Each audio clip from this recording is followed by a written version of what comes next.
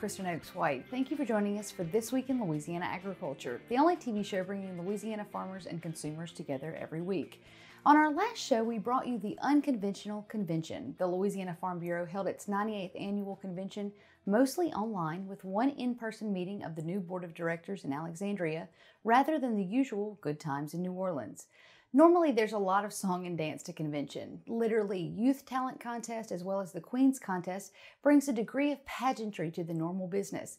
Also absent this year were the commodity conferences that bring in the best experts in their respective fields.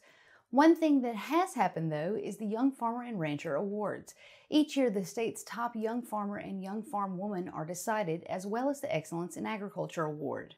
This year's Young Farmer and Rancher Achievement Award winner is Philip Tomlinson of East Carroll Parish. He and his wife Carrie farm 2,700 acres of grain in Lake Providence. But one crop they're also always growing is their 4 wonderful children, whom they hope one day will take up the family business. Mornings start very early on the Tomlinson family farm in Lake Providence. Check the chickens, feed the sheep, and harvest the corn crop for a sweet return. There's a certain art to picking sweet corn, as 6-year-old Weston Tomlinson points out. You want it to be ready all the way to it. It's a lesson he learned firsthand from his father, Philip. The joy of it to me is having my kids out there in the sweet corn patch, because not only are they learning how to work hard, how to sweat, how to pick the big ears, don't pick the little ones, pick the big ones, but we have picked ear after ear after ear and taken them and delivered them to friends and family, and so they're actually getting to see that we are really feeding the world. We're doing our part to feed the world and our part to give to others. Between feeding the world and a new baby sister, the Tomlinson children are learning that farm life requires a lot of hard work, but also reaps some sweet rewards. We just decided to start selling eggs to make a little bit of money. Because we can't eat 12 eggs a day, so. They all get the money if they work and if they wash the eggs and do the whole thing. And we divide the money up, and 10% goes to their tithe, 10% goes in savings, and they can do whatever they want with the rest. If these smiles are any indication, life is good here on the farm. Yep. It is a lifestyle that we love. We love that our children get to see that when you work hard, like there's fruit from that labor. And yes, there is inconsistency, but at the same time, there's a freedom with farming that we get to experience that if you were working a 9-to-5 tied to a desk all the time, that you wouldn't get to experience that. In fact, it's the exact life that Philip says he's dreamed about for more than 30 years. I mean, I'm living my dream, literally. I mean, I grew up on this farm as a kid and riding a 4-wheeler around, and I always wanted to farm. And it was, what can I do? Where can I go to school so that I can learn what I can to help me on the farm, but come back and farm? Part of that dream means making this 4th-generation farm more efficient and profitable. I saw the need that, we've got to change some things. If we're going to remain profitable going into the future, we've got to change some things. And so we moved to row fall irrigation. We've leveled almost 900 acres, and we leveled a lot of ground that wasn't previously leveled. And we put it on a fall to where now we can grow rice, corn, and soybeans. Now we irrigate a lot with polypipe.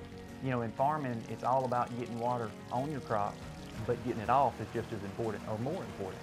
The row fall irrigation is a lot more efficient. We use less water, we get it on faster, we get it off faster, and so therefore our yields have really gone up. Managing this 2,700-acre crop in the field is important, but Philip says it's the time he puts in crunching numbers behind a desk that's crucial to the success of their operation.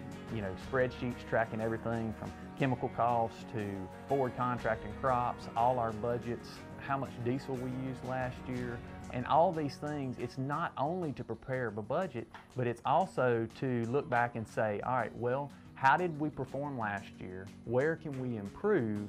And where can we be more efficient? Philip is not only planning ahead for the next crop year, he's also building a better future for the next generation. That's what it's all about for me. I said I'm living the dream, and I am living the dream, but there's always things that you want to add to your dream. And my dream would be for at least one of my kids to come back and farm. It wouldn't matter if it's my son Weston or any of my girls. If anybody wants to join this operation, they have got an open door, and we will make it work.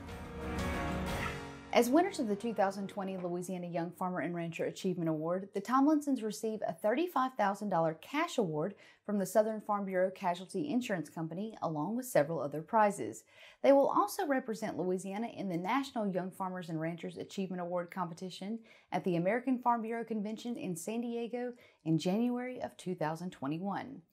Jacob Ezel, a grain and cattle farmer in Madison Parish, is our next Achievement Award finalist. Managing this 2,000-acre operation takes a lot of work, but at the end of the day, it's his deep-seated passion for agriculture that fuels the success of this fifth-generation farm. On a steamy June morning, Jacob Ezel is walking the White Mile. It's the first of many he'll walk this season as they roll out this polypipe irrigation on his family farm in Madison Parish. We usually put out 60 to 70 rolls a year. To do the math, each roll is a quarter mile long, so that equates to about 17 miles of polypipe. There's roughly 2,000 steps in a mile. Between placing pipe and punching holes, Ezel will clock at least 68,000 steps before this job is done. It's a hot and tedious task, but Ezel says irrigation is a crucial step in the success of this crop.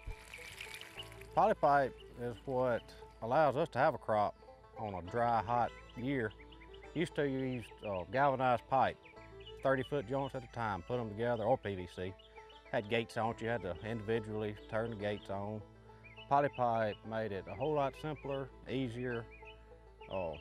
It is monotonous and hot, but it's a lot better than it used to be, and a lot more economical. Economics drive every decision on this 2,000-acre farm. That's why Ezel says he and his family are constantly searching for new ways to improve efficiency and productivity on their operation. We're mostly irrigated now. That's changed in the last 2-3 years. We used to farm like it was 1970, up until about 5-6 years ago. We went from 8 row to 12 row. That sped up our operation, don't have to have as much labor. We got GPS where we used to have row markers. We're taking advantage of newer technologies for fertilize, variable rate, pulling soil samples, things like that, where used to we would just put it out there and hope for the best. But now we're taking a little more time, more money, and it pays off in the end.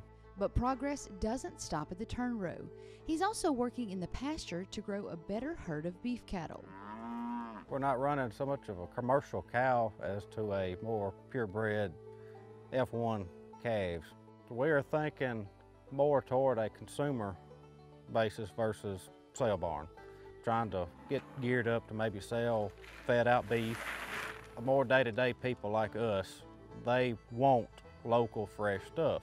I think they just now understanding that our beef don't come from Walmart or somewhere like that, and they're getting more interested in where it comes from, and I hope it continues to be like that. From cattle and corn to cotton and soybeans, Ezel says family remains the core crop of this fifth-generation farm. We all work together, help each other out. We all separate, but we help each other when we need to. It is not easy working with your family. If anybody says it is, they ain't never done it. We all have different ideas. We're all stubborn, but we all, at the end of the day, we all have the same desire and hope, and that is to keep this going and to help each other and to be successful at it. While the road to success can often seem long and tiresome, Ezel says the journey is worth every step. To farm, you have to be called to do it. That's something that you don't wake up one morning and decide, I think I'm gonna go try this. It don't work like that. There's something in your heart that pulls you to it. I was born in it. There's nothing else I'd rather do. I went to Tech, but while I was going to school, I knew that this was what I wanted to do. Tooth and nail, I'm gonna fight it till the bitter end. This is what I'm gonna do.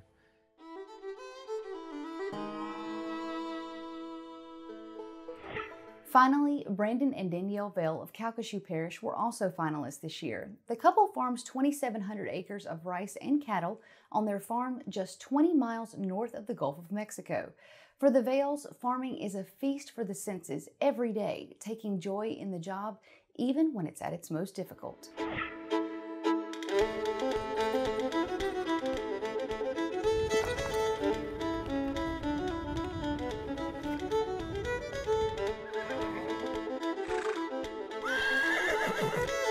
It's cattle sorting day for Brandon and Danielle Vale, and if cowboy wisdom is true, working cattle together is the best form of marriage counseling. It's just like working cows with anybody else. You know, you're on your own individual. And with me not growing up doing this my whole life, he's gotten more knowledge of it, and I'm just slowly learning. Cows are interesting creatures. You know, they don't go by the book. She's learning cattle. Cattle all goes back to, if you learn what you have to do to make a move, you've got it beat.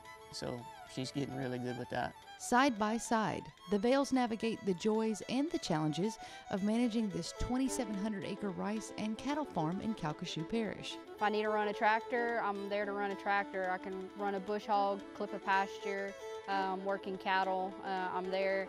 I may not be the best at any of it, but I'm at least another warm body there to help. I'm glad she loves it. I mean, it makes me really proud of her, and even the rest of my family, like my dad and my sisters, they're really proud of her for how much she's learned, how much she's picked up, and how much she does on her own with no one asking her at all. You'd be amazed how much of an impact she's had on our place. It's great. I get to see him excited about growing his baby rice plants. He loves to tell you about it. He wants to show you, pick up a rice plant, cut it in half and show you. So just to see it growing, it's like anybody who grows their own garden. You plant a seed and now you have this zucchini that you can eat. It's the same thing with rice.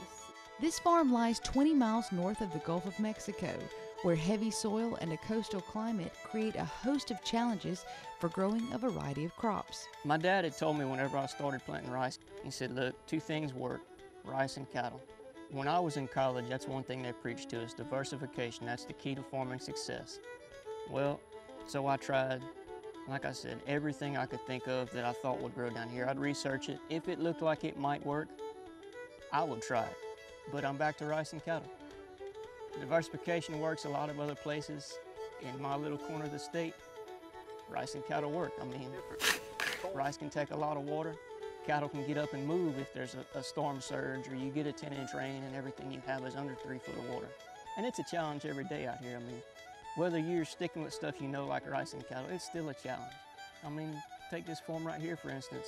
It hadn't been planted in 7 years before I got here. It needed a whole lot of work.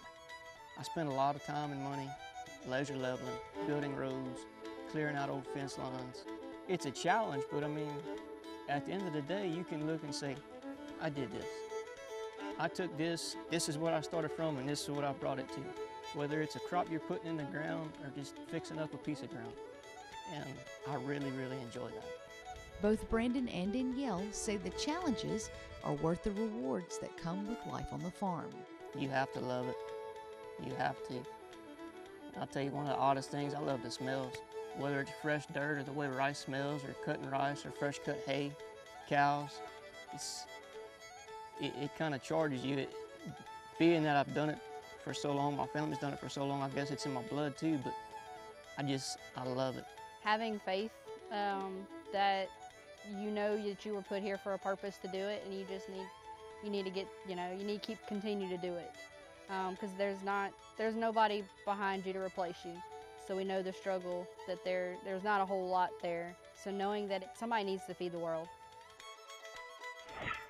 Congratulations to all of this year's finalists and winners.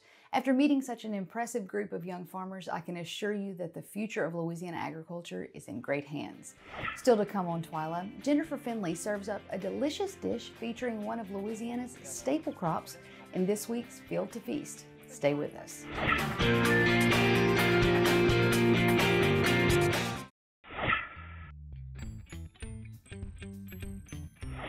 Welcome to Field to Feast, where we profile Louisiana and its local ingredients. This morning we're outside of Opelousas at James Farms, where we're going to talk rice. Field to Feast with Jennifer Finley is brought to you by the Louisiana Crawfish Promotion and Research Board, Louisiana Crawfish, ask before you eat, and by the Louisiana Beef Industry Council, beef, it's what's for dinner, and by the Louisiana Rice Promotion Board. Think Rice. So we're at James Farms in Prairie Ron, Louisiana. We started farming here in 1980.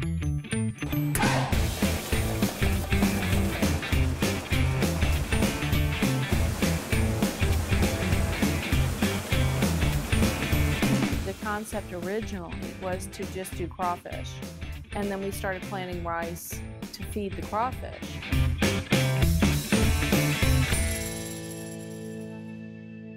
Rolando wanted to get serious about the rice business, and so he learned everything he could and started planting seriously and has been successful. Rolando Sanchez has been a member of this family for almost 40 years when he met Beth James' father over in Mexico.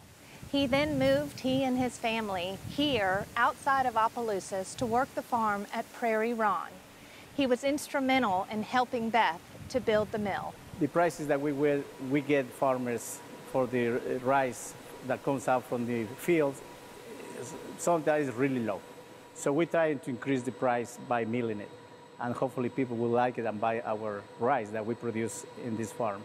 So that's the idea, to have the mill over here at the farm. So as soon as we harvest the rice, we can pass it to the mill, put it in the bag, and send it to the market to see if people will buy it. What makes us very unique is it's a single variety. A lot of the times, people buy from different farmers and they mix the varieties in the bins and when they mill it. And so some rice cooks faster than others. And ours is freshly milled. And so it cooks a little bit faster, period, but it cooks evenly. And so that's what makes it different, in my opinion. Some people say it has a nuttier taste. Other people say it's aromatic. I just think it tastes better. Can you talk to me about how the two of you got together? My mother went to San Miguel de Allende on a group trip with some girls from Academy of the Sacred Heart in Grand Coteau. She really liked it there, and my father used to fly his own airplanes. He flew down there and picked her up. They weren't afraid of anything. They just took off in an airplane. Right. I used to think, how do they know where the fuel is? But, where do you stop? Anyway, so the next year they rented a house, and Rolando's mother managed the house. And so Rolando and all of his siblings lived on the property. And so they met them at that point. Rolando manages everything for the farm. I mean, he's the guy. Since I was little, I used to help my dad back in Mexico. I'm the only one from my family that likes that. Used to go to the farm. For some reason, it stayed in my mind that I wanted to do that. When my dad passed away, I was the one in charge. I think I was 14 years old. I was in charge of the very, very little acres, but I was in charge to do the work. And then there came the opportunity to come work over here in a farm, a real farm, and that's what I was looking for, and I just like it to be working out here. And I have been here for 30 years, so I guess that tells you that I like it. Are you proud of this operation? Are you happy with your life? I'm really proud of this. There's a quietness to being out here, and sometimes you just need that in life. But it's also very rewarding because you put seed in the ground, it comes up miraculously, if you have a good year. And then, you actually produce something. So it's very gratifying. Yes, it's hard work pays off. Yes. Well, we're going to take some of this fabulous Prairie Ron rice back to Chef Tori McPhail, and he's going to make us some fabulous dishes with this Louisiana rice. Oh, that's wonderful. Thank you for having us. Thank you.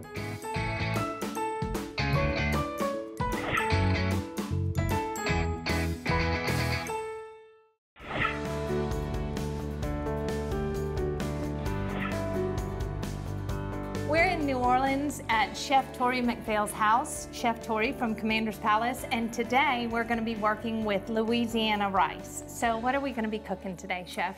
Well, we've got some great dishes for you today. First and foremost, let's concentrate on the main ingredient. So we're going to do the best darn pot of rice that anybody knows how to make. Love it. We will pop in some olive oil. Any kind? Maybe just, yeah, it's perfect. So I'm gonna add just a little bit of garlic, not a lot, and I'll tell you why. So we're gonna add some shallots and some bay leaves, and we're trying to leave this maybe a little more neutral. You wanna help me with some pepper? Yes. Oh, look at, Yeah. this is so fun. All right. Just round and round? Yeah, round and round you go. And we're gonna add a little salt. Awesome. And this is called seasoning as you go. We call this kind of layering the flavors, Yes. right? And we just want this to be a nice sweat. Okay, we don't want to caramelize it too much because we're gonna use this in different parts of your day. You know, It's my favorite smell in the world. Yeah, it's beautiful. So people just don't want a ton of like caramelized garlic when you eat your breakfast, okay? Unless you're having something real rich like that. I really feel like I should just... Yeah. It's a Louisiana cologne. Is that what it is? I actually put some on. Let's grab your rice. Okay. Right, yep, go ahead. And so what we want to try to do is coat every kernel with some of that olive oil, the garlic, a little bit of that shallots. Let's get some cold tap water. Okay. And you had 1 cup of rice, so now we're going to do 2 cups of cold water, so 2 to 1 ratio. We're going to want to bring this up to a simmer. Okay. And then once it's at a simmer, we're going to push it to the back of the stove, and then we're going to let that steam the rest of the way. Look at the back of the packages. This one says it takes about 15 minutes. And so we'll have a nice tight-fitting lid so we don't evaporate all the water. And then we'll get to the next part of our recipe. The beautiful Prairie Ron rice. Yep. That we got from our local farmer, Beth James. She's which gorgeous. You know her husband from the Radiators. Yeah, Dave Malone is such a great guy. And I'll tell you, I love the Radiators. You know, aside from the Rolling Stones, it is the longest continuing touring rock band in American history. Oh, that's right up your alley. Yeah, absolutely. I'm right, sure you huh? have backstage passes for... To Tipitina's, come on. We are gonna flavor the rice now. Okay. Another teaspoon of oil, so it's just not a tremendous amount. Okay, less than before. Now we're gonna add the rest of our garlic. You need some basics of flavor when you start to cook down a rice recipe. Here in Louisiana, we know it is Holy Trinity, or Creole Trinity, onion, celery, green bell pepper. Now this one, we're kind of swing it to the islands a little bit. So garlic, shallot, ginger. Oh, okay. So we're gonna add these together. It's very Radiators of you. You gotta get those Tipitina's things in there, To right? circle back. That's it. So here we're gonna add a little bit of sweet potato. Sweet potatoes, yes. Okay. I feel like I've already eaten and I have only tasted. But now we're gonna add some tasso. Okay, so tasso is that cured Cajun ham, and you can use really any kind of part of the pig you want. So it only goes for a couple minutes. Okay. And maybe you want to grab your rosé all day. Oh, spatula yes, there. I did. Or which one? Now that our mirepoix, or our basic flavors are in, why don't you add maybe just about...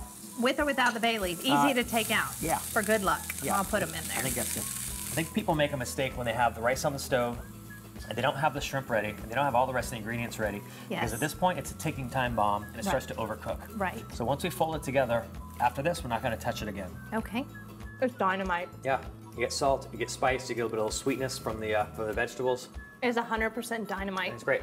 Right? Oh, that is so good. Everybody can do this. I mean, good Louisiana rice. It's just good eating. Thanks, Chef. You got it, Jen. And we'll see you next time on Field to Feast. Now it's time to eat. Field to Feast with Jennifer Finley was brought to you by the Louisiana Crawfish Promotion and Research Board, Louisiana Crawfish, ask before you eat, and by the Louisiana Beef Industry Council, beef, it's what's for dinner, and by the Louisiana Rice Promotion Board, think rice. Jennifer, that truly looks delicious, and I'm starving because I haven't eaten, so I can't wait to get in the kitchen and make that. Well, that does it for this edition of TWILA. Be sure to join us next week when Jennifer Finley takes us to Waterproof, Louisiana, where one peach farmer has been at it for 60 years. Until then, you can watch all of our stories online at twilatv.org, and be sure to like us on Facebook, follow us on Twitter and Instagram. For all of us here at TWILA, thanks for joining us. We hope to see you again right here next week.